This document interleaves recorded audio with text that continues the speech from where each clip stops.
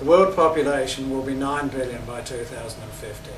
That's nearly another 2.5 billion people to feed. If we continue to use water as unproductively as we do now, we will need twice the amount of water we currently use to grow our food.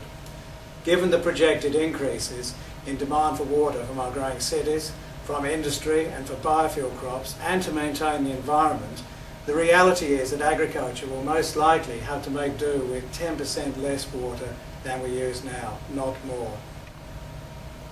Not only will we see more competition for the water we have, but also climate change may reduce rainfall and runoff in some areas of the world, particularly where large numbers of the poor are already concentrated. There are solutions, however, that we can implement involving increasing the productivity of water and adapting to climate change. An ideal would be for us to grow twice the food from half the area and water currently used. This is not pie in the sky, given that in many areas yields are a third of biological potential, particularly in some developing countries. Another solution is to look at bigger farms. The pattern in developed countries over the past 100 years has been fewer people producing more food and fibre on larger farms. Larger farms tend to use water more efficiently. What would then happen to the millions of small farmers in developing countries?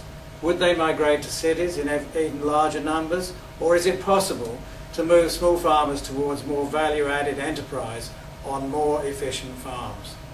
Bigger, more efficient farms versus millions of small, inefficient farm households is one of the many trade-offs policymakers and politicians are going to have to consider in the near future. Many will protest that this is unfair.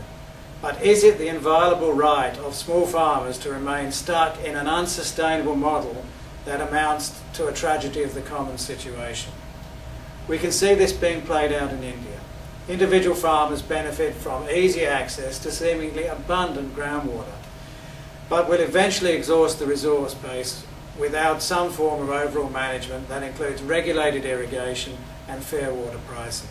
There are signs that awareness of this issue is rising, but responses to it are not happening fast enough. African farmers are currently in a good position to benefit from many lessons learned elsewhere in both developed and developing worlds. There is enormous scope in Africa to develop more water storage and irrigation that can provide insurance against climate change. There is also scope here to develop more sustainable models of smallholder farming. Farm cooperatives offer opportunities for economies of scale, as do core enterprises with outgrowers. If the trend in more varied diets continues, there is a tremendous potential to link small farmers more effectively to market chains, thereby protecting, even expanding their livelihood options. So the key message in this talk is that we can use water more productively to grow more food to feed the increasing world population.